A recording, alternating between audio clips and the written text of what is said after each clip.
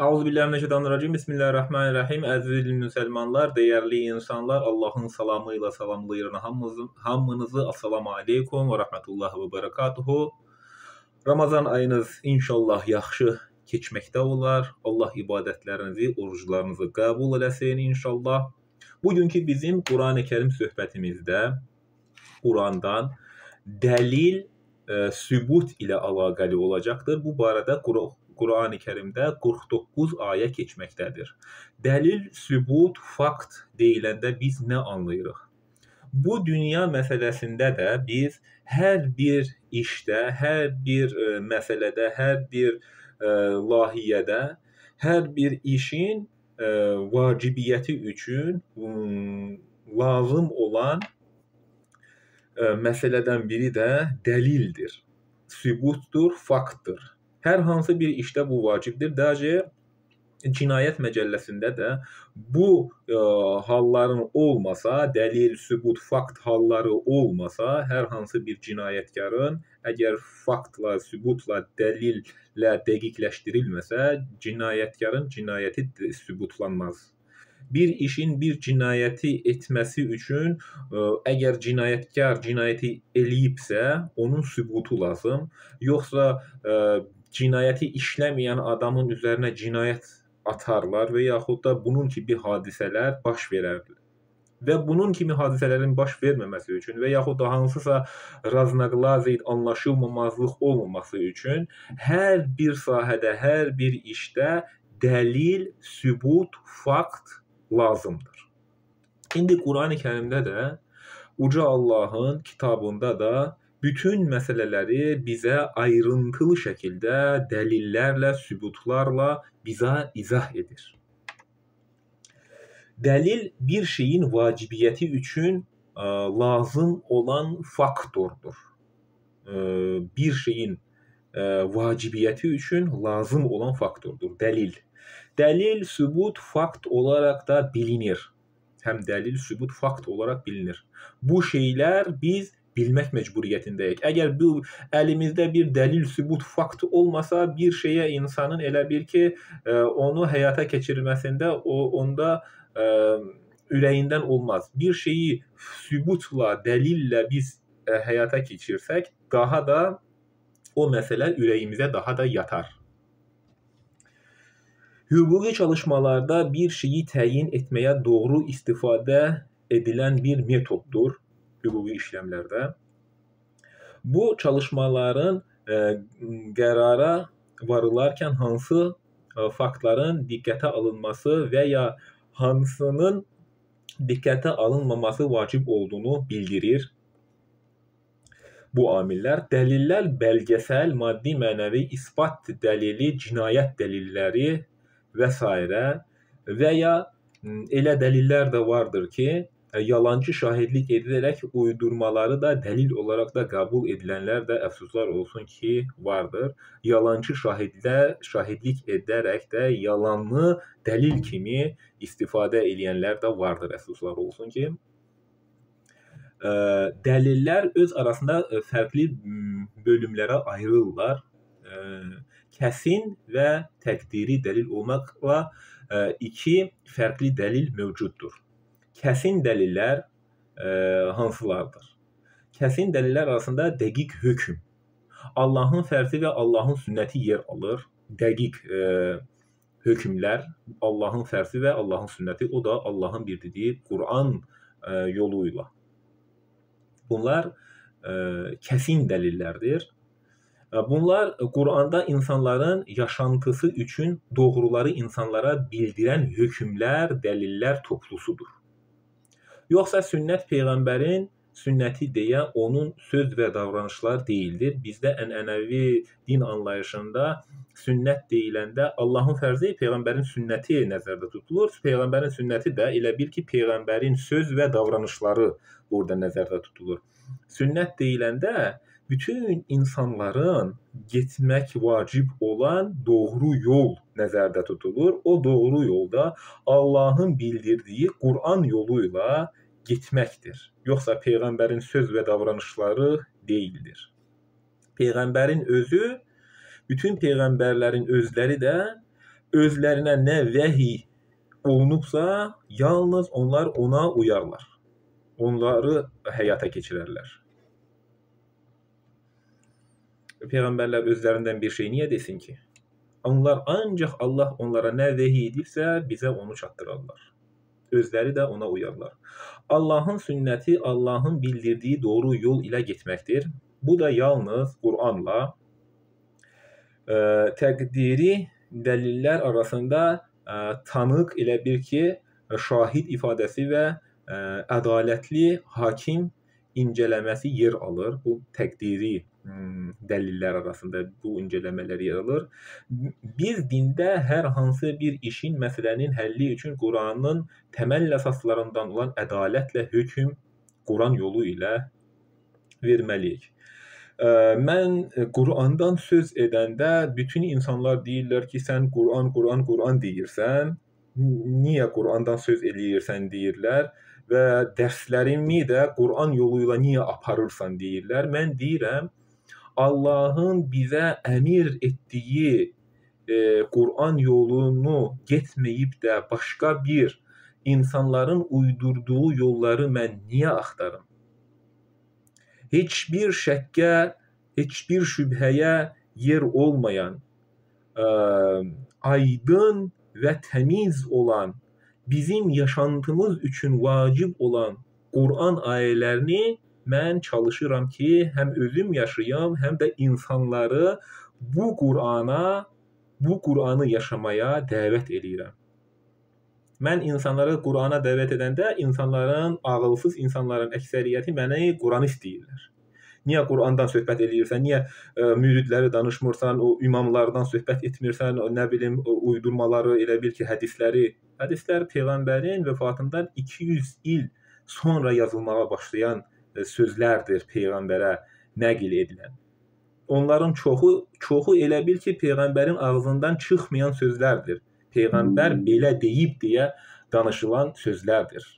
Mən niyə çoxlu uydurmalar arasında biraz doğruları mən niyə axtarım ki, bütün kitabın tam şəkildə doğru olanı əlimizdə olduğu halda digər uydurmalar arasında doğruları mən niyə axtarım?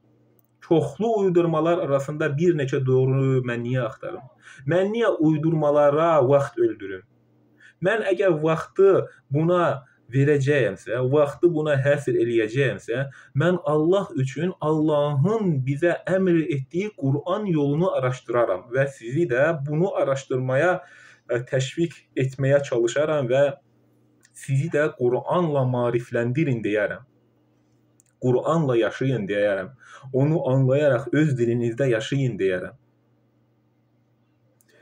Və uydurmaları da özünüz bilərsiniz artıq. Kim necə istəyir yaşaya bilər. Kim hansı uydurmanı olursa olsun axtarıb yaşayar. Kimin qabağında baş əyər, müridi ilahlaşdırar, peyğəmbərləri ilahlaşdırarlar. Necə ki, xristianlar İsa əleyhissalamı ilahlaşdırıblar. Müsəlmanlar da Muhammədi ilahlaşdıranlar da olacaqlar. Yalnız biz onlardan olmayaq, biz doğru yoldan çıxmayaq. Doğru yoldan çıxmaq hər kəsin sərbəst işidir. Biz isə Allahın əmr etdiyi doğru yol üzərində olaq. Dində sübut dəlil yalnız Qurandan olur. Bayaq dediyim kimi, hədislərə, fiqhlərə, ilmi hallara, kiminsə sözlərinə, təriqətlərin silsilələrinə baxmağa ehtiyac yoxdur. Çünki Allah Taala bu Quranı müfəssəl olaraq, aydın olaraq bizə başa düşən formada insanlara göndərib. Və insanın həyatında nə vacibdirsə, hər bir şey orada mövcuddur. Bir insanın insan kimi formalaşması üçün Quranda hər bir şey mövcuddur. Deyəcəklər, təfsirləri oxumalısan, 10-20 dənə cild kitab oxumalısan, onları oxumasan Quranı anlamazsan. Belə deyib insanları Quranı öyrənməyə çətinləşdirməyin. Belə deyənləriniz də vardır, əfsuslar olsun ki.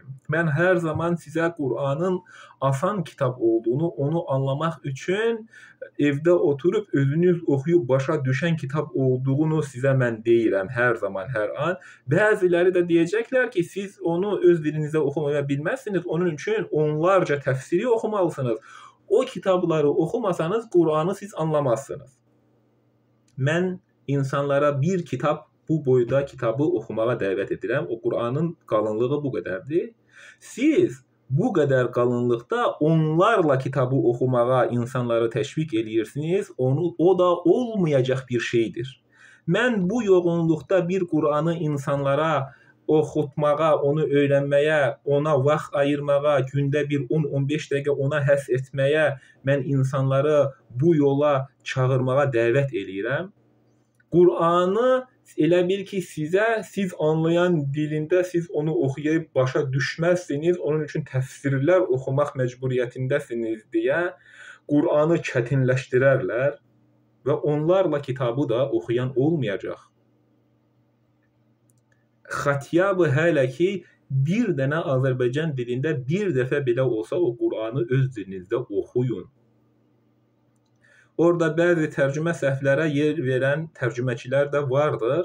Ancaq siz o Qur'anı oxuyanda özünüz də anlayacaqsınız harada necə səhv olduğunu, hansı kəlmədə səhvə yol verdiyini siz araşdıra bilərsiniz. Əlimizdə Yandex, Alisa, hansısa perivodçiklər var. Biz onu Yandex yolu ilə hər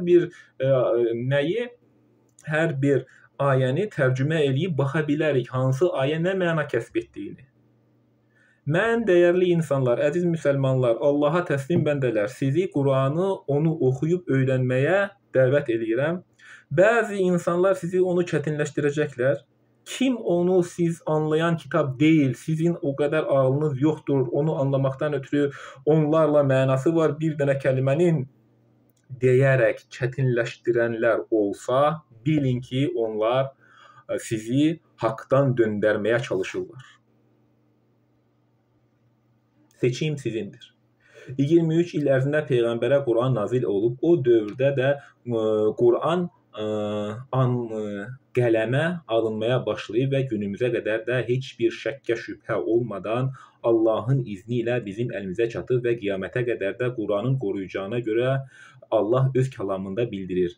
Peyğəmbərə vəhy olunan dövrdə Qur'an qələmə almağa başlayıb və günümüzə qədər gəlib çatıb və axirətə qədər də Allah Taala bu kitabın tam olaraq qoruyacağını söz verib Qur'anda. Bu 23 il zaman ərzində Peyğəmbərin insanlara dediyi Qur'ana uyğun bəzi sözlərin mövcud olduğunu deyə bilərik. Biz bunu danlamırıq. Biz deyiləndə insanlar bu 23 il ərzində Peyğəmbərə vəhy olunub, yalnız Ramazan ayında Qur'an vəhy olunub. Bu 23 il ərzində Ramazanda vəhy olunub, sonra zaman keçib aradan. Bu keçən zaman ərzində Peyğəmbər o Qur'andan ona uyğun bəzi sözlər demiş olar.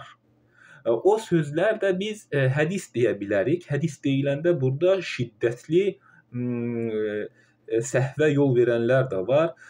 Dində hökm yalnız Allah qoyar.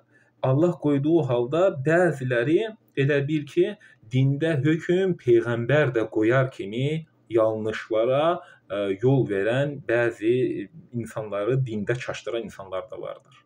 Bunun üçün dində hökm yalnız Allah qoyar. Peyğəmbərin hədisləri deyiləndə biz o 23 il ərzində Qur'ana uyğun bəzi sözlərin Peyğəmbərin ağzından eşitmişiksə, biz də onlara iman gətiririk və o sözlər də Qur'ana uyğun olmalıdır.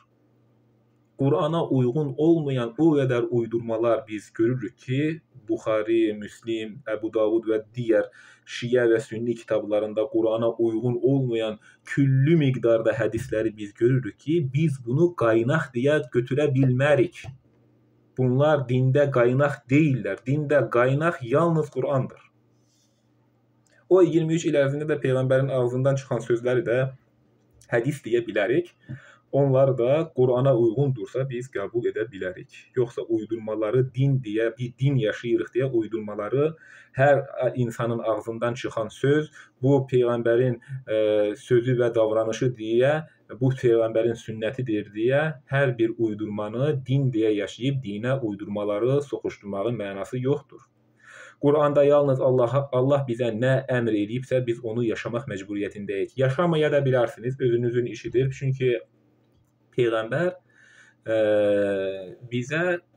peyğəmbərə vəhy olanda Quranda elə ayə keçir ki, hansı surədə olduğu yadıma gəlmədi. Əgər onlar iman etməsə, sən özünü həlak mı eləyəcəksən? Peyğəmbərə deyir. Sən özünü həlak mı eləyəcəksən, əgər onlar iman etmədilər deyə. Peyğəmbərin işi yalnız bizə onu çatdırmaqdır. Ondan sonrası yaşamaq bizim əhdəmizə qalıb. Sən istəsən Qur'anla yaşayarsan, istəsən yaşamazsan. Özünüzün bildiyi işdir. Hədis sözü demədən qabaq biz Rəsulullaha atılan iftiralara qarşı olduğumuzu bildiririk. Rəsulullaha qarşı edilən iftiralara qarşı olduğumuzu bildiririk. Rəsulullah bunu dedi deyə, onun demədiyi sözü hədis deyə, onun adından uydurulan şeylərə qarşı olduğumu bildirirəm. Mən onlara qarşıyam. Rəsulullahın ağzından nə çıxıbsa, o Qur'ana uyğun danışmış olar. Qur'ana uyğunsuz nə danışıbsa, onlar hamısı uydurmalardır. Rəsulullah Qur'ana uyğun hər bir şey deyir və bütün peyğəmbərlər də Qur'ana uyğun söhbət eləyiblər.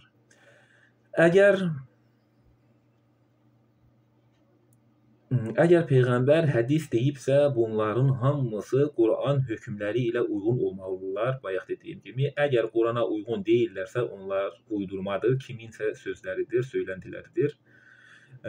Yəni Rəsulullahın demədiyi hədisləri peyğəmbər belə buyurmuşdur deyə onun adından uydurulan hədisləri dində fətva olaraq qəbul etmək doğru deyildir. Mən buna qarşıyam. Peyğəmbərin demədiyi bir şeyi peyğəmbər belə deyib deyə insanlara uydurmaları sırayanlar varmı? Mən onlara qarşıyam. Peyğəmbərin nə məzhəbi, nə təriqəti, nə firqəsi, nə silsilələri, heç bir müridi olmayıb. Peyğəmbər heç bir müridin qabağında baş da əyməyib. O yalnız Allahın qarşısında baş əyib və insanları da Allaha ibadət etməyə çağırıb və Qur'ana dəvət eləyib. Bugün peyğəmbərin getdiyi yol biz gedəndə Quranist deyərək adlandırmağa çalışacaqlar. Necə ki, peyğəmbərlərə adlandırıblar, şair, ağılsız, dəli, dərviş deyə peyğəmbərləri necə adlandırıblarsa o dövrün müşrik və kafirləri, indi peyğəmbər yol getməyə çalışanları da belə adlandıracaqlar. Mən və yaxud da digəri Qur'andan söz ediriksə, biz özümüzü elə bil ki, peyğəmbər kimi aparmırıq. Peyğəmbərin getdiyi yolu gedirik. Peyğəmbər də istəyər ki, öz yolunu biz gedək, onun yolunu biz gedək. O zaman o bizdən razı olar. O zaman o elə bil ki, razılığını bildirər bizdən. Biz peyğəmbərlə, Rəsulullahla o dünyada görüşəndə biz necə ona deyəsiyik? Ey Rəsulullah, Allahın sənə əmr etdiyini biz yaşadıq. Elə desək mi yaxşı olar? Yoxsa biz o dünyaya Rəsulullahın adına uydurulan hədisləri insanlara belə dedik. Ya Rəsulullah, sən belə demişdin axı. O gündə peyğəmbər deyəcək, mən belə bir uydurma hədisi sizə demişdimmi? Bunun dəlili, sübutu hana? Peyğəmbər deyəcək ki, o dəlil ancaq Qur'andandır, ancaq Allahın risaləsindəndir. Sübut oradadır, dəlil oradadır, hər bir dəqiqlik oradadır. Sən ona uyğun danışdınmı? Peyğəmbər bizə onu deyəcək. Əgər fikirləşirsinizsə, bizi o dünyada peyğəmbər qurtaracaq. Peyğəmbər bizə bunu deyər və o heç vaxt razı olmaz. Peyğəmbər o zaman razı olar ki, peyğəmbər necə ki təbliğat ərzində onun çəkdiyi əziyyətlər, onu yalanlamışdılar, onu dərviş də, dəli də, şair bazı demişdilər. Peyğəmbər vəhyi insanlara çatdıranda bəziləri iman gətirənlər də olub, bəziləri belə demişdilər. Necə ki, Peyğəmbər də o dünyada bizdən razı olmaz ki, biz Qur'ana zid şeylər eləsək. Peyğəmbər yalnız bizdən razı olar ki, onun yolunu biz getsək. Onun o əziyyət çəkdiyi yolla biz əziyyət çəkərək getsək. Bizi də adlandıracaqlar. Şəxsən məni Quranist deyə adlandırırlar. Mən bunu bilirəm ki, Peyğəmbərin yolu getmək asan deyil. Bunda səbir gərək, bunda dözmək gərək. Burada insanların iftiralarına sən gərək səbir göstərəsən. Mən Peyğəmbər kimi özümü aparmıram. Mən Allahın bəndəsi, günahkar bəndəyəm və Allaha hər gün, hər zaman tövbə edirəm və günahlarımı bağışlamağını diləyirəm Allahdan. Və qiyamətdə də Allahdan şəfaət diləyirəm ki, qiyamətdə Allah Taala şəfaət məni eləsin və bütün digər iman eləyən müsəlmanları Allah Taala şəfaət eləsin. Allah Taala bizi qorusun, bizi himayəsinə götürsün, öhdəliyinə götürsün, bağışlasın, rəhm eləsin. Bunun üçün yalnız Quran yolu. Başqa doğru bildiyimiz səhvlər biz eləsək, əgər bizim bildiyimiz doğru bildiyimiz səhvlər eləsək, biz yanlışlar işləmiş oluruq və qiyamətdə itirilənlərdən olarıq.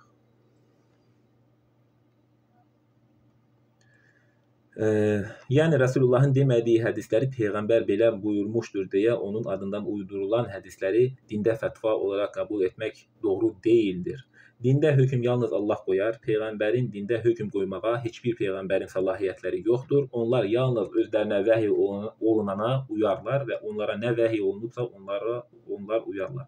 Peyğəmbərlər təbliğ əsnasında bir çox sıxıntılar yaşayıblar. Allahın mesajları insanlara çatdıranda hər qövmdən insanlar peyğəmbərlərə zülm verməyə çalışıblar və elçiləri inkar etməyə də çalışıblar. Bir neçə elçini də kafirlər öldürüblər. Bunu da biz Qurandan görürük. Quran yolu ilə gedən insanların da sıxıntılara məruz qalması da adi haldır. Quran yolunu gedənlərin də peyğəmbərlər kimi, peyğəmbərlərin də sıxıntı çəkdiyi kimi sıxıntı çəkməsi adi bir haldır. Çünki peyğəmbər yolu getmək asan deyildir. Bu yolda çətinliklər və cahil insanlarla uzlaşma var. Çətinliklər var, cahil insanlarla da uzlaşma var. Bu yolda cəhalətə qarşı səbir gərək. İnsanların etdikləri cahilliyə qarşı səbir etmək gərək. Peyğəmbər heç vaxt səbirsizlik göstərməyib. O hər zaman sabirli olub. Haqq olan yol Quran yoludur. Necə ki Peyğəmbər deyib, haqq olan yol Quran yoludur. Peyğəmbərin hədisi də var belə. Buxaridə yəqin keçmiş olar.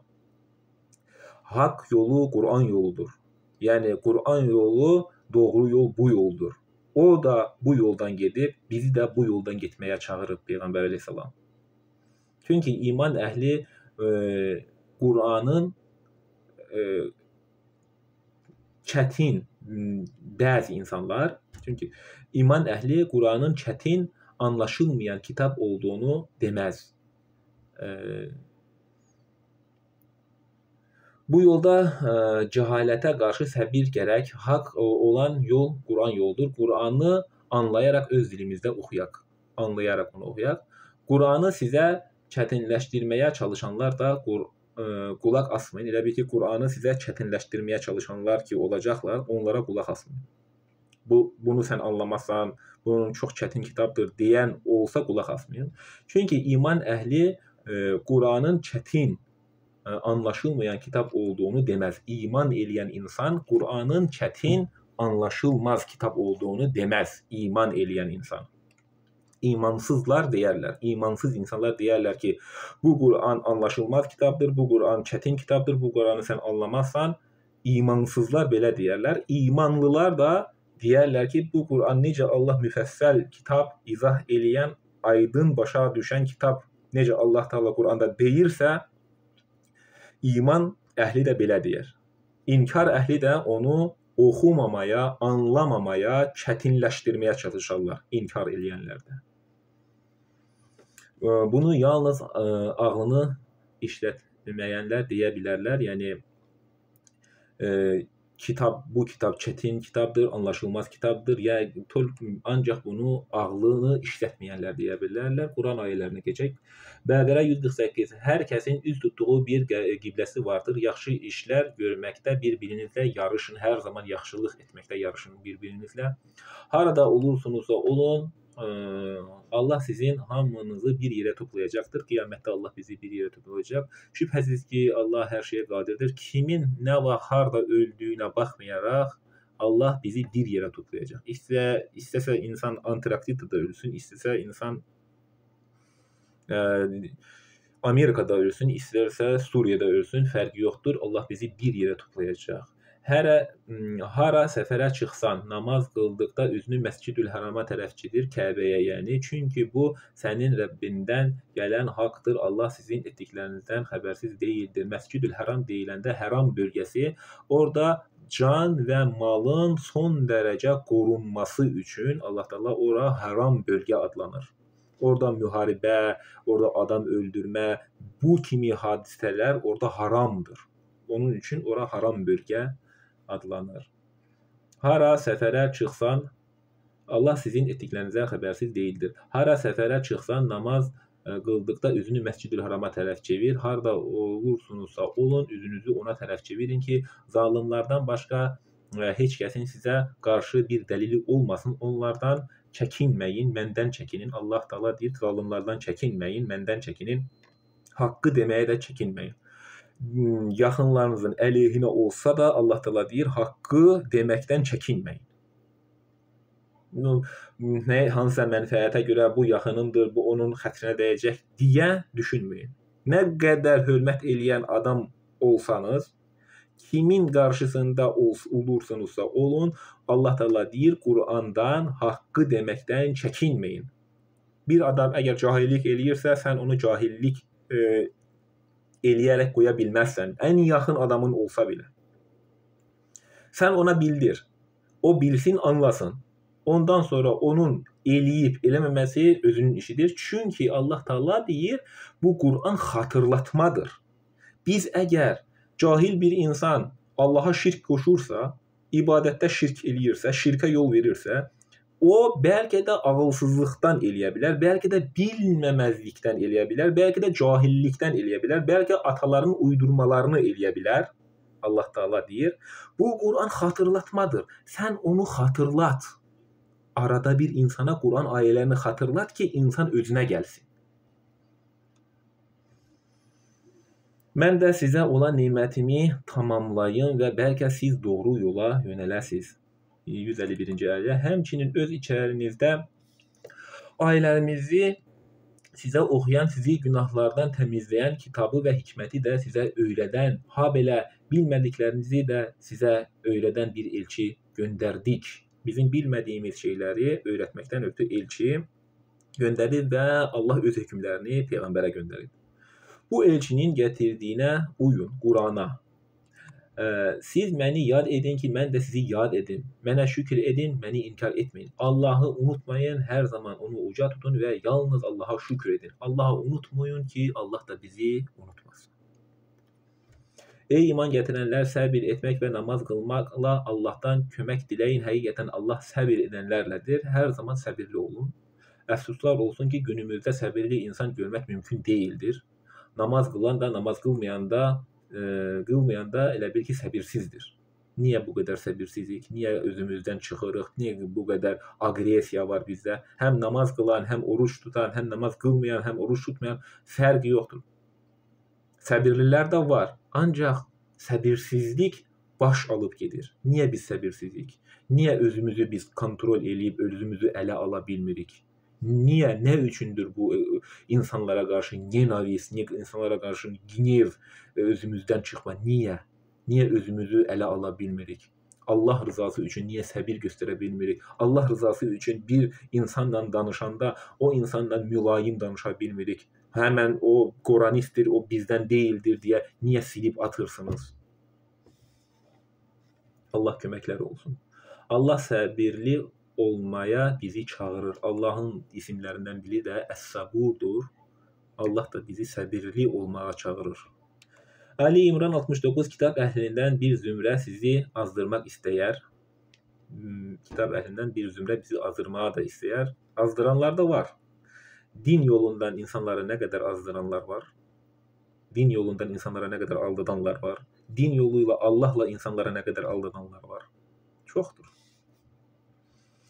Onlar ancaq özlərini azdırırlar və bunu da hiss etmirlər. Kitab əhli deyiləndə müsəlman, xristian və yahudi nəzərdə tutulmur. Kitab əhli deyiləndə bütün Adəm peyğəmbərdən bəri bütün insanlar nəzərdə tutulur. Çünki Allah elçi və kitab göndərmədən heç bir qövmə zülm etməz ayəsini də biz unutmayaq.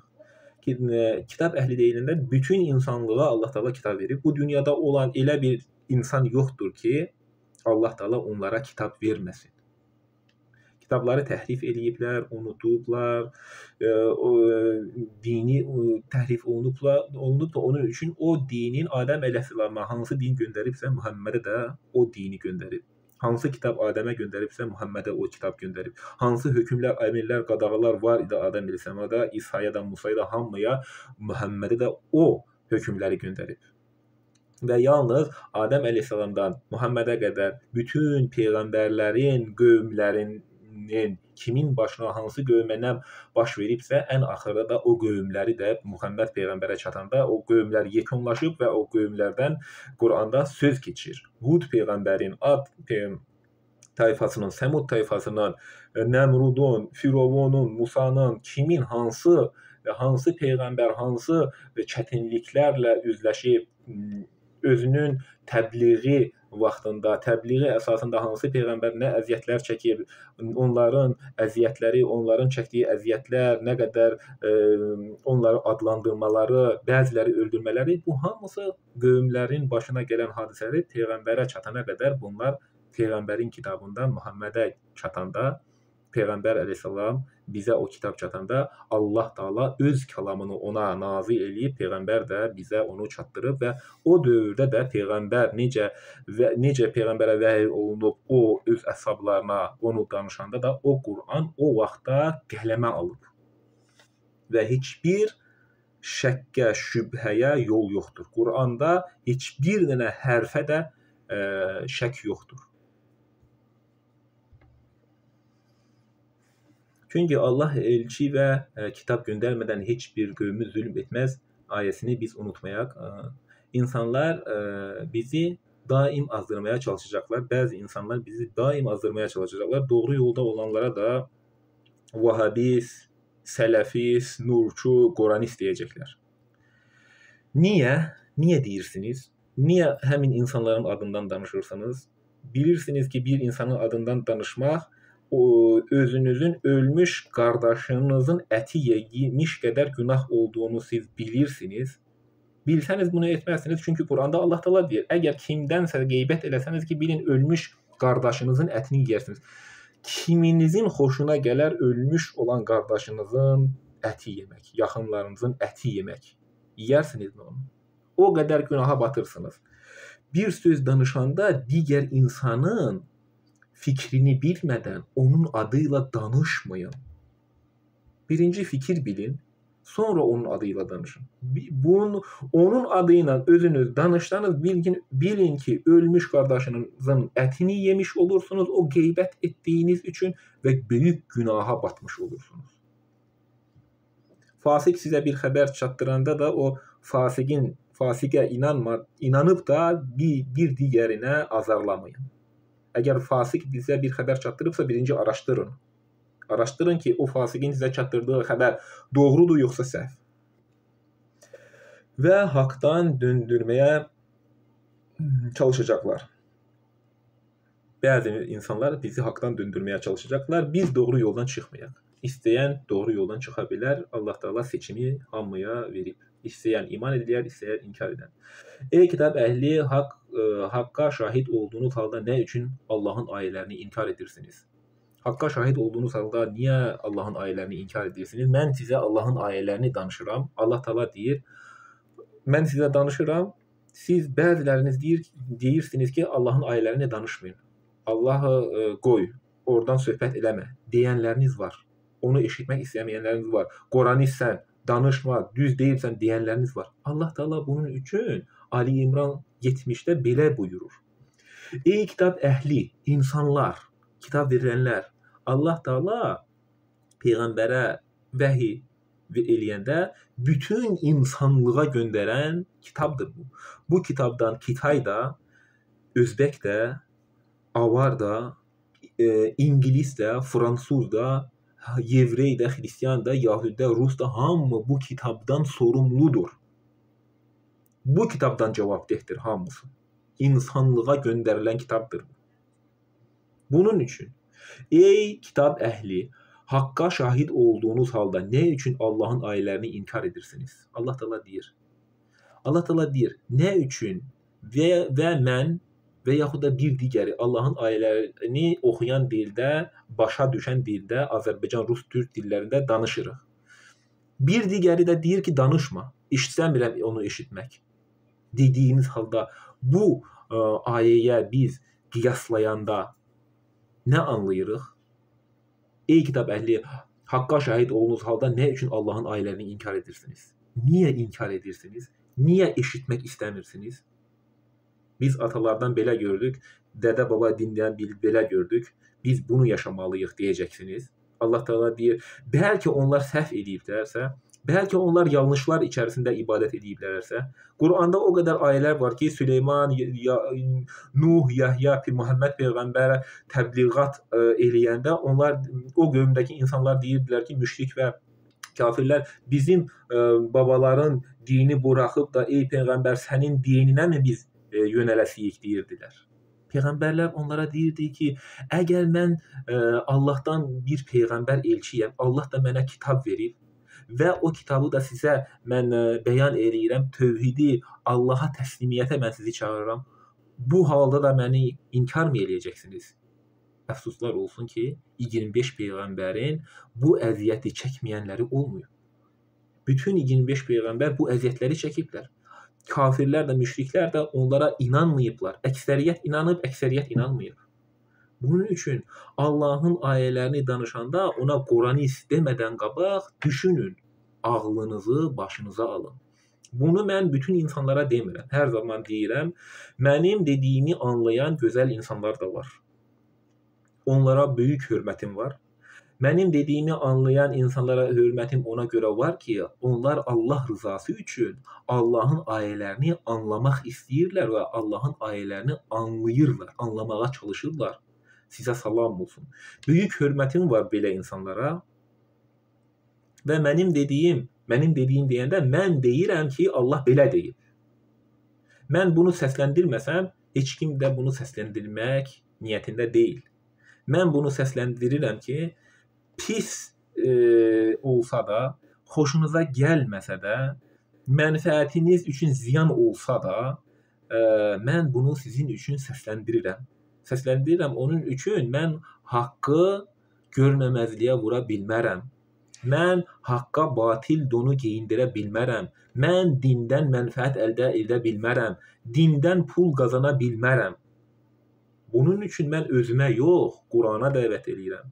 Bu Quranı anlayan insanlara salam olsun, sizə qurtuluş olsun, Allah razı olsun. Anlamayanlara da Allahdan hidayət istəyirəm ki, tez zamanda onlar da öz ağıllarını başına götürərlər və anlamaq istəyərlər, anlamaq üçün çalışarlar. Ey kitab əhli, nə üçün siz bilə-bilə haqqa batil donu geyindirir və haqqı gizlədirsiniz? Bunun ardında Allah Teala yenə bir gözəl bir ayə deyir. Haqqa batil donu geyindirərək haqqı niyə görməməzliyə vurursunuz? Vuran bəzi insanlar varmı? Bəzi molla tipli insanlar varmı belə? Çox görürük. Haqqa batil donu geyindirib uydurmaları insanlara din deyə sıramaya çalışan nə qədər insanlar var? Nə qədər mollalar Qur'anı anlayan dilində sizə oxuyublar? Çox az qismində insanlar. Çoxu uydurma hədis deyə, Peyğəmbərin demədiyi sözləri o belə buyurub deyə, Peyğəmbərin adından uydurulan şeyləri din deyə insanlara çatdırmağa başlayacaqsınız və yaxud da günümüzdə və yaxud da yaşayan insanların hansısa müridlərin yazdıqları nağılları din deyə insanlara deməyə çalışacaqsınız. Onların qabağında baş əyəcəksiniz. Niyə Allahın ayələrini insanlara çatdırmırsınız? Bunun üçün niyə çalışmırsınız? Niyəsi ona görədir ki, Allahın ayələrini insanlara çatdıranda orada mənfəət əldə edə bilməzsiniz. Məcazi mənada belə deyək, lori dildə Allahın ayələrini insanlara çatdıranda siz oradan pul qazana bilməzsiniz. Kitab əhlindən bir qismi belə dedi, möminlərə nazil edilənə günün əvvəlində iman gətirin və günün sonunda inkar edin ki, bəlkə onlar öz dinlərindən dönərlər. Kafirlər belə deyərlər. 73-cü ayə, yalnız sizin dininiz ardınca gələnlərə inanın ki, kiməsə sizə verilənin bənzəri verilməsin, yaxud müsəlmanlar Rəbbinizin yanında sizə dəlil gətirməsinlər. De, şübhəsiz ki, doğru yol Allahın haqq yoludur, Quran yoludur. De, şübhəsiz ki, lütf Allahın əlindədir və onu istədiyinə verir. Allah hər şeyi əhatə edəndir, biləndir. O, öz mərhəmətini istədiyi kəsə məxsus edir. Allah rəhimli və mərhəmətlidir. Biz Allahın dediyi kimi insan olaq ki, Allah mərhəmətini istədiyi kəsə məxsus edir. Allahın mərhəmətinə nail olaq. Bunun üçün çalışaq, əziyyət çəkək. Mənfəətləri qırağa qoyub Allah rızası üçün yaxınlarımızın əleyhinə olsa da haqqı deməkdən çəkinməyək. Haqqa batil də onu geyindirməyək, batili də din deyə yaşamayaq. Allah böyük lütuf sahibidir. Allah istəyəni doğru, istəyəni də pis yola getməyə icazə verər. İstək bizdəndir. Allah istəyimizə qarışmır, ölənə qədər bizə şans verir. Yəni, ölənə qədər bizə şans verir, doğrunu da, yanlışı da biz özümüz seçə bilərik. Allah Teala da bizə seçim hüququ verib. 151-ci ayə, haqqında heç bir dəlil nazil etmədiyi şeyi Allaha şərik qoşduqlarına görə kafirlərin qəlblərinə qorxu salacağıq. Həm bu dünyada, həm də axirətdə Qurana inanmayanları rüsvay edici əzab gözləyir. Qurana inanmayanlara həm bu dünyada, həm qiyamətdə rüsvay edici əzab olduğunu Allah Teala Quran-ı Kərimdə bildirir. Onların sığınacaqları yer oddur. Zalimlərin məskunlaşacağı yer necə də pisdir. Ən-Nisa 91. Siz bir başqalarına da rast gələcəksiniz ki, onlar həm sizdən, həm də öz cəmaatından arxayın olmaq istəyərlər. Onlar hər dəfə fitnəyə qaytarıldıqda gözü yumulu ona qoşulurlar. Dini araşdırmadan, Allahın hökmlərini bilmədən. Əgər onlar sizdən aralanıb geri çəkilməsələr, sizə sülh təklif etməsələr və sizdən əl çəkməsələr, onları harada rast gəlsəniz tutub öldürün. Biz onlara qarşı sizə açıq-aydın dəlil verdik.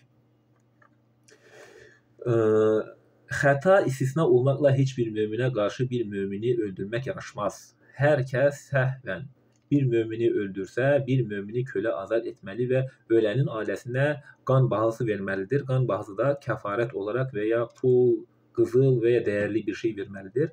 Onların sədəqə verməsi, qətli əf etməsi isə istisnadır. Əgər o ölən kimsə mömin olduğu halda sizə düşmən olan bir cəmaatdandırsa, onda qatil mömin bir kölə azad etməlidir. Əgər o sizinlə aralarında müqavilə olan bir cəmaatdandırsa, onda qatil onu ailəsinə qan bahası kəfarəsi verməli və mömin bir kölə azad etməlidir. Mömin bir kölə azad etməlidir deyəndə hər hansı bir insana yardım göstərməlidir. Ehtiyac sahibinə yardım göstərməlidir.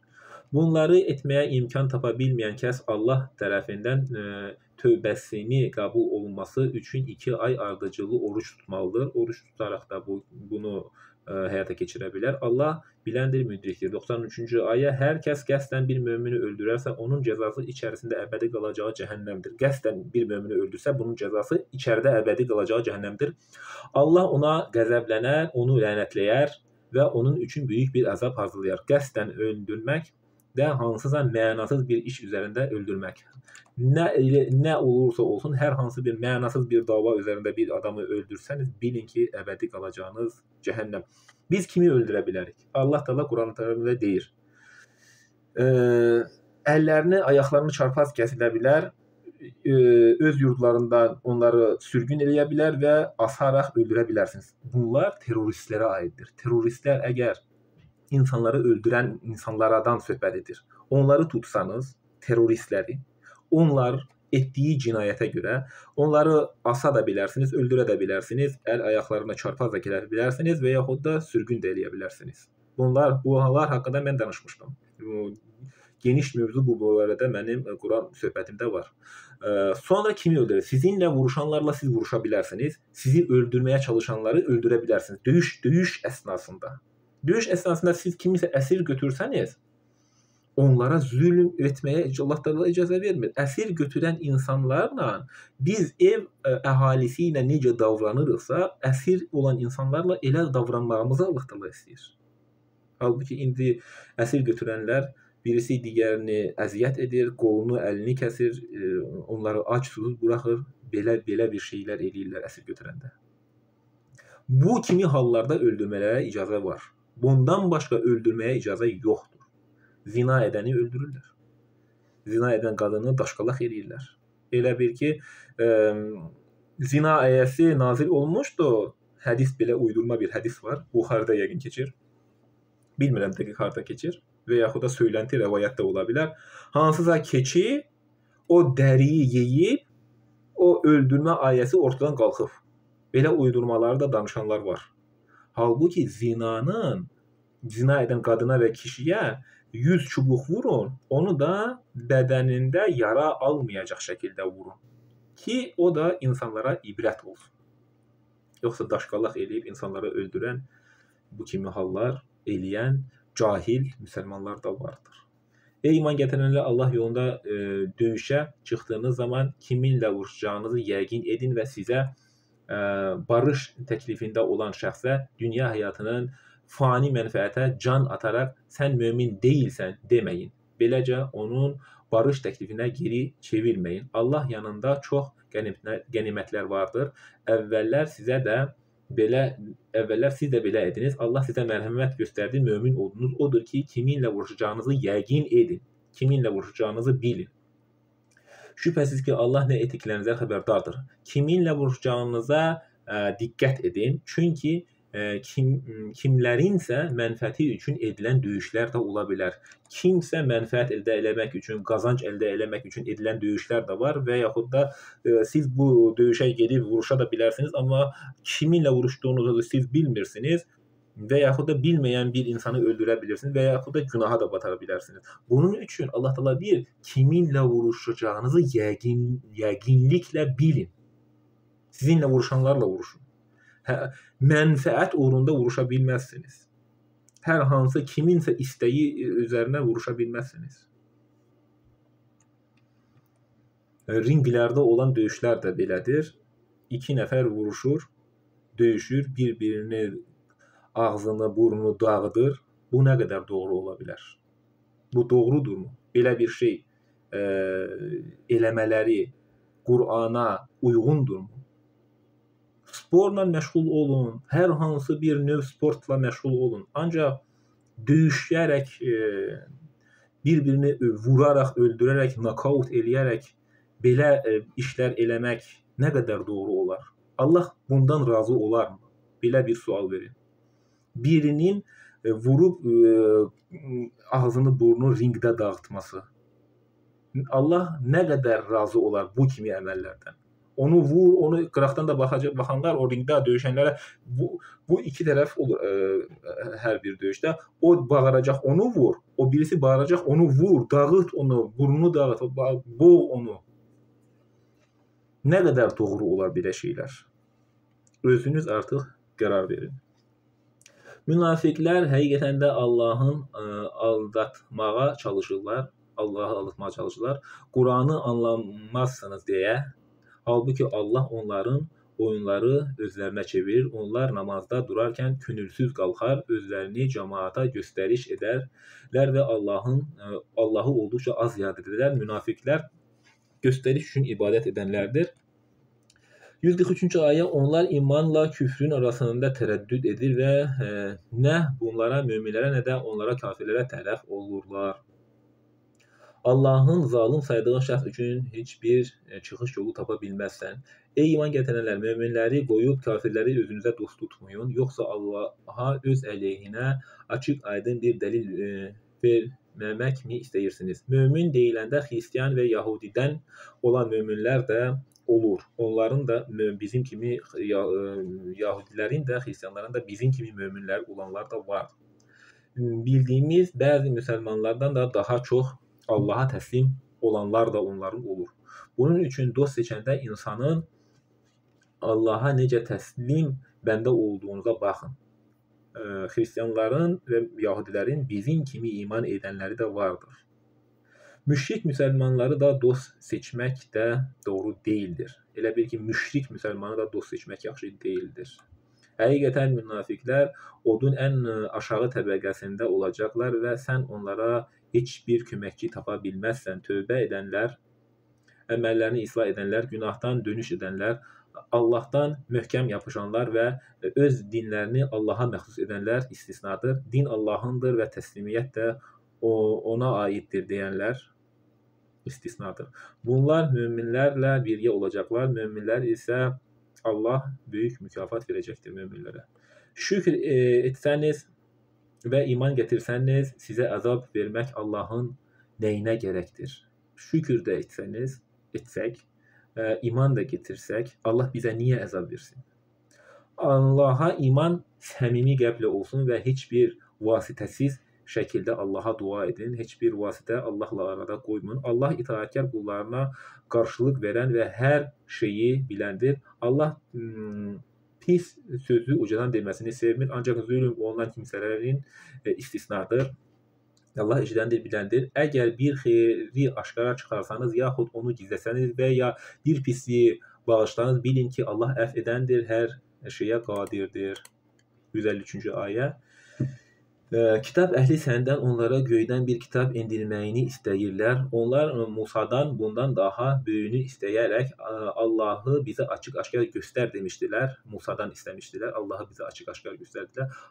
Haqsızlıqlarına görə onları da ildırım vurmuşdur.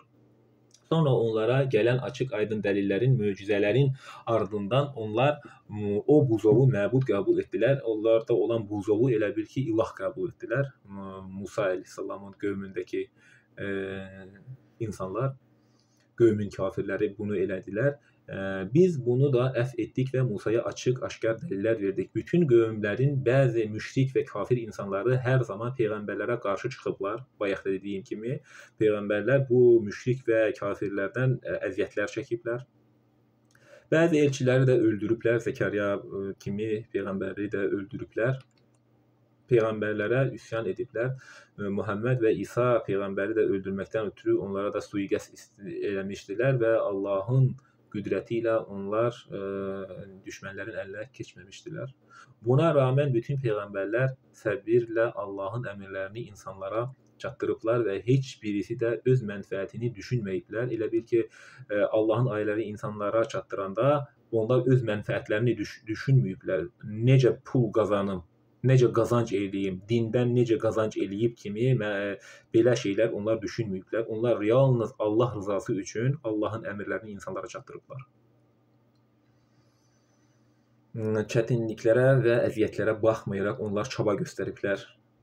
Biz müjdə verən və qorxudan elçilər göndərdik ki, insanların elçilərindən sonra Allaha qarşı bir bəhanəsi olmasın. Bütün insanların elə bil ki, bəhanəsi olmasın. Artıq əlimizdə Quran da var, elçilərimiz də gəlib. Bəhanələri olmasa da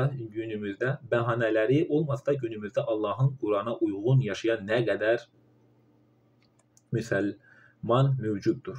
Çox az. Allah qüdrətlidir, müdrikdir. Fəqət Allah sənə nazil etdiyinə şahiddir. O, bu Quranı öz elmi ilə nazil etmişdir. Mələklər də bunu şahiddirlər. Şahid olaraq Allah kifayətdir. Allah öz ilmi ilə bu Quranı nazil etmişdir. Kafir olub insanları Allah yolundan saptıran kimsələrə dərin bir azğınlığa düşmüşlər. Kafirləri və zalimləri Allah bağışlamayacaq və doğru yola yönəltməyəcəkdir. İçərisində əbədi qalacaqları cəhənnəm yolundan başqa. Bu isə Allah üçün asandır. Əl-Ənam 81. Siz Allahın sizə haqqında heç bir dəlil nazil etmədiyi şeyləri, bütləri ona şərik qoşmaqdan qorxmursunuzsa, mən sizin şərik qoşduqlarınızdan necə qorxa bilərəm? Əgər bilirsinizsə, deyin, görün. 2 dəstədən hansı əmin anamanlıqda olmağa daha haqlıdır? İman gətirdikdən sonra imanlarına zülm qatışdırmayanları əmin amanlıq gözləyir. İman gətirdikdən sonra imanlarına zülm qatışdırmayanları əmin amanlıq gözləyir. Zülm qatışdırmaq nədir? Allaha şərik qoşmaq, Allaha ortaq qoşmaq, rabitəçiləri eləmək, Allahla kimisə tay tutmaq, peyğəmbərləri ilahlaşdırmaq. Bunlardır. Əgər bunları eləyirsinizsə, bunları eləməyin. Siz ki iman gətirdikdən sonra imanlarına zülm qatışdırmayın. İman gətirdikdən sonra imana zülm eləməyin. İbadətdə Allaha şərik qoşmayın. Yalnız Allaha ibadət eləsəniz nə olacaq? Kiminsə əli ilə, kiminsə üzü suyu ilə, kiminsə hörməti ilə Allaha niyə yaxınlıq eləməyə çalışırsınız? Allah deyir, hər zaman duanızı qəbul eləməyə hazıram. Əgər bilirsinizsə, deyin görüm, 2 dəstədən hansı əmin amanlıqda olmağa daha haqlıdırlar. İman gətirdikdən sonra imanlarını zülmə qatışdırmayanları əmin amanlıq gözləyir. Doğru yola yönəlmişlər də məhz onlardır. De, tutarlı dəlillər Allaha məxsusdur. Əgər o istəsəydi, sizin hamınızı doğru yola yönəldərdi. Tutarlı dəlillər Allaha məxsusdur. Allah istəsəydi, bizim hamımızı doğru yola yönəldərdi. Ancaq dünya imtihan məqsədi ilə yaradıldığına görə bizə seçim verir. Allah istəsəydi bizi bir ümmət edərdi. Lakin Allah dünyanı imtihan məqsədi ilə yaratdığına görə insanlara seçim hüququ verib. İnsan seçimində sərbəstdir, doğruyu da, səhvi də öz ağlı ilə seçər. İnsan bədənindəki ruh özgür deyildir. Bizim bədənimizdə olan ruh, o özgür deyildir. Onun ölüm və yaşam vaxtı, vədi Allah müəyyən edər. Biz özümüz, Allah Teala bizə şans verir. Biz yaşayan qədər vaxtda biz haqqı bilib doğrunu səhvlərdən ayırt edə bilərik. Yalnız Allaha qul olarıq və ya ona şərik qoşanlardan da olar.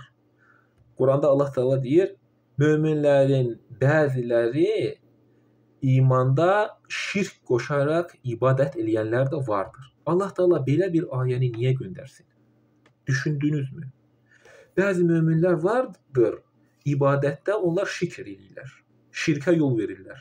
Allaha ortaq qoşurlar. Allah Teala bu ayəni niyə göndərir? Bir düşünün görün. Əl-Əraf 33. Deyir, Rəbbim həm aşkar, həm də gizli törədilən yaramaz əməlləri, hər cür günahı, haqsızcasına zülm etməyi, Allahın haqqında heç bir dəlil nazil etmədiyi bir şeyi ona şərik qoşmağınızı və bilmədiyiniz şeyləri Allahın əleyhinə söyləməyinizi haram buyurmuşdur. Bilmədiyiniz bir şeylər Allah haqqında söyləməniz haramdır. Hud dedi, artıq Rəbbinizdən sizə əzab və qəzəb yetişdi. Siz özünüzün və atalarınızın uydurduqları adlar, bütlər barəsində mənimlə mübahisə mi edirsiniz? Hud Peyğəmbər də yenə bu müşriklərlə, kafirlərlə üzləşib. Halbuki Allah onlar barəsində heç bir dəlil nazil etməmişdi. Gözləyin, şübhəsiz mən də sizinlə birlikdə gözləyənlərdənəm. Tövbə getmiş, məgər onlara özlərindən əvvəlkilərin, Nuh qövmün, Ad və Samud tayfalarının, İbrahimin qövmünün, Mədyan əhalisini və alt üst edilmiş kəndin Lüt tayfasının xəbərləri gəlib çatmamışdırmı? Biz də bilirik, o tayfaların başına nə gəldiyini biz görürük. Elçiləri onlara açıq aydın dəlillər gətirmişdilər. Allah onlara zülm etmədi, lakin onlar özlərinə zülm etdilər. Biz bu tayfalara baxanda biz niyə ibrət almırıq? Yunus 13.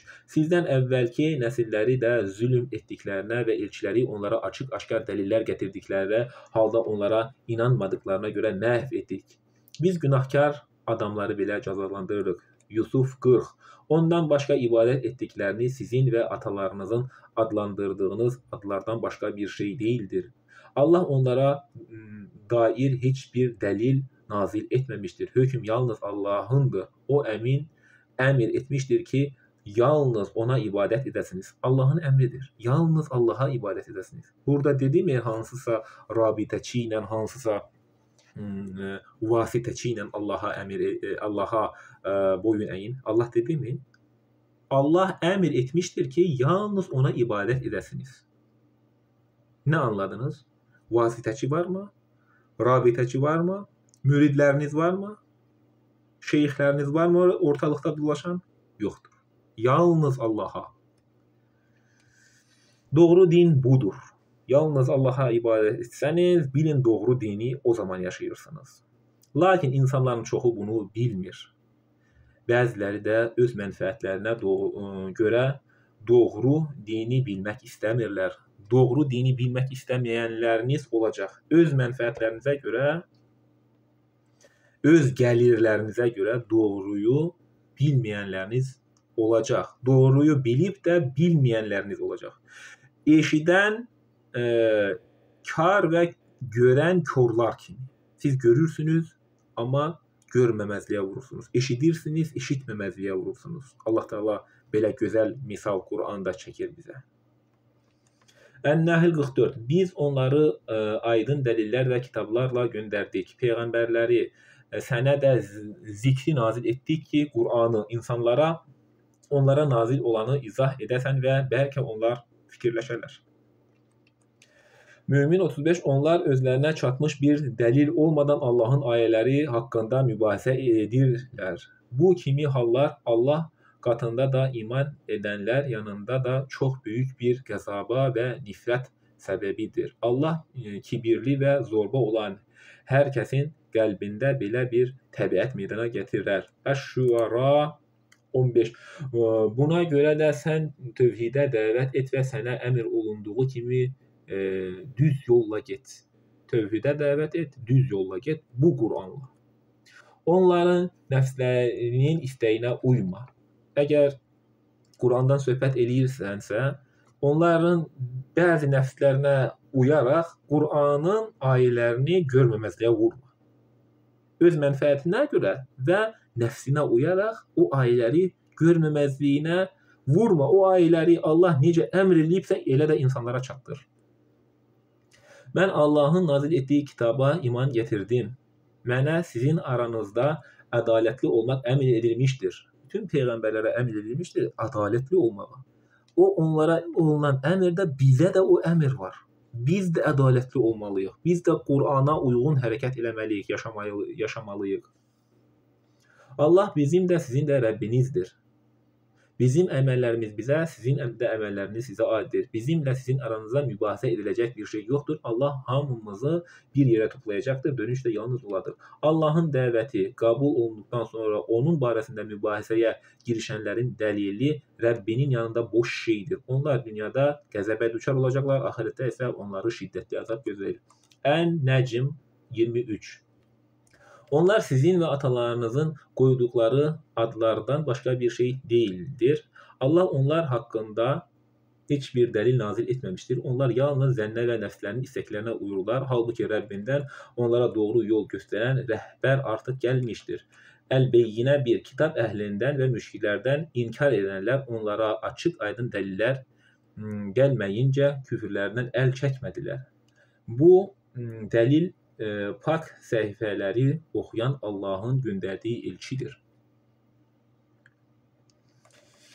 Bugünkü söhbətimiz dəlil, sübut ilə əlaqəli oldu. Fakt, dəlil və sübutlar ilə əlaqəli oldu. Qur'andakı faktları, dəlilləri, sübutları biz görmüş olduq. Dünya məsələsində necə dəlil və sübuta ehtiyac olduğu kimi, axirəti qazanmaq üçün də doğruları bilib, doğruları da yalnız Allahın kəlamından, Qur'andan öyrənib yaşamaqdır. Nə qədər ki bu dünya qazancı eləyiriksə, bunun qədər biz axirəti qazanmalıyıq bu dünyada. Əgər biz bu dünyada axirəti qazanmasaq, öldükdən sonra bu dünyada axirəti qazanmaq şansımız yoxdur. Nə qədər bizim adımızdan öldükdən sonra adanalar, nə qədər yaxşı işlər, sədəqələr versə, bizə çatan bir şey yoxdur. Bunu da Qur'andan öyrənirik. Biz ki, nə qədər sağıq, nə qədər yaşayırıq, biz nə eləyiriksə, onun əvəzini biz qiyamətdə görəsiyik. Hər bir yaxşının da, hər bir pis əməlin də əvəzini biz görəsiyik. Yanlışlardan uzaq durub Allahın qanun qaydası ilə yaşamaq vacibiyyətimiz vardır. Səhvləri, xurafatları, yanlışları, uydurmaları qırağa qoyub Allahın bildirdiyi əmirləri ilə yaşamaq məcburiyyətindəyik. Uydurmalardan uzaq olub haqqı doğru görən bəndələrdən olaq. Uydurmaları qırağa eləyib haqqı doğru görən bəndələrdən olaq. Bu dini doğru yaşayan və doğruları insanlara çatdıran möminlərdən olaq. Hər zaman, hər dəstə dediyim kimi, Quranı öz dilinizdə, Azərbaycan, Rus, Avar dillərində hansı dilinizdə danışırsınızsa, hansı dilinizdə Quranı necə ki biz danışırıq, o dildə, anlayan dildə oxusanız, sizin üçün daha xeyirlidir və sizin dünya həyatı və axirət qazanmağınız üçün daha vacibdir. Din və elm insanları sizi yoldan azdıracaq. Bunun üçün hər zaman siz, türklər demişkən, tetikdə olun. Yəni, ehtiyatı əldən buraxmayın. Hər zaman oxuyun, araşdırın. Bilin, İqra bismi rabbikəl-ləzi xələq. Quran oxu əmri ilə başlayır. Oxu, yaradan Rəbbinin adı ilə oxu. Hər bir şeyi bil, elmi bil, riyaziyyatı bil, biologiyanı bil, hər bir şeyi bil. Bilgisiz olma. Bilgisizlikdir insanın cahiliyyəti. Bilgini öyrənmək istəməməkdir insanın cahiliyyəti. Biz cahiliyyətə meyl etməyək. Allahın əmr etdiyi kimi oxuyan, öyrənən bəndələrdən olaq. Oxuyub öyrənmək gec deyil. 50 yaşındasınızsa, siz düşünməyin ki, mən bu Quranı oxuyub anlamaram. Elə düşüncədə olmayın. Sizi ruhdan düşürən, bugün də söhbətim oldu, sizi ruhdan düşürən bəzi cahil insanlar olacaq ki, sizə deyəcəklər, bu Quran bizim üçün savab qazanan kitabdır. Öz dilimizdə biz onu oxuyub anlamarıq. Onun üçün sən onu anlamazsan, sən onu ərəbcəsini savab qazanmaqdan ötürü oxu, deyə sizi ruhdan düşürən bəzi cahil insanlar olacaq. Kim olursa olsunlar, hansı rütbə sahibi olursa olsunlar. Belə bir şey deyirlərsə, onlar haqqa elə bil ki, batil yolu geyindirməyə çalışanlardır. Əgər ki, sizə bir adam desə, bu Quran çətin Qurandır, bunu sən anlamazsan, anlamaqdan ötürü sənin elə bir ki, təhqiramiz ifadələr işlədərək sənin ağlın buna çatmaz desə, bil ki, o sizi çaşdırmağa çalışır. Bil ki, o haqqa batil donu geyindirir. Bil ki, o şeytanın təbliğatı eləyir. O insan Qur'anı nə demək olduğunu anlasa, Qur'an Furqandır, haqqı batildən ayıran kitabdır. Haqqı batildən ayıran kitab dediyi halda biz Qur'anı anlamasaq, necə haqqı batildən ayıra bilərik? Əziz müsəlmanlar, niyə düşünmürük, niyə ağlımızı işlətmirik? Düşünən, ağlı işlədən gözəl insanlar var.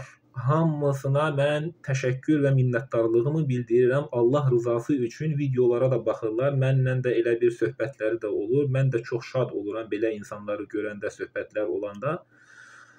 Allah razı olsun. Allah rızası üçün onlar da Qur'anı öyrənirlər, oxuyurlar, anlamağa çalışırlar.